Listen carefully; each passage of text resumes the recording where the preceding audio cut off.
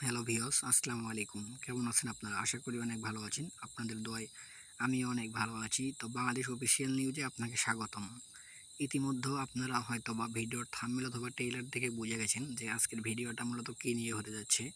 আজকে কিন্তু মূলত দুর্গাপূজা শুরু কাল থেকে, বুঝতে পারছেন? দুর্গাপূজা কিন্তু কাল থেকে শুরু। তো আজ অফিস খোলা, ভাড়ার টাকা কি দেবে? অর্থাৎ আজকে অফিস খোলা ছিল, বুঝতে পারছেন? ইতিমধ্যে আমি আপনাদেরকে এর আগের ভিডিওতে বলেছিলাম যে আপনাদেরকে টাকাটার অবশ্যই পুজোর পরে দেবে, বুঝতে পারছেন? কিন্তু এখানে হচ্ছে আজকে অফিস খোলা, মূলত আজকে রাতে কিন্তু টাকা দেবে না। কারণ ওই যে আমি আগের ভিডিওতে বলছিলাম যে আপনাদেরকে পুজোর পরে টাকা দেবে। আপনারা দেখেন যে পুজোর পরে আপনারা টাকা পাবেন, আগে কখনোই পাবেন না, বুঝতে পারছেন? কারণ এখানে আপনাদের সরকারি ছুটি থাকবে বাধ্যতামূলক। আর যে সমস্ত লোকেরা এখানে কাজ করে থাকে, বুঝতে পারছেন, ওনাদের কোনো ছুটি নেই।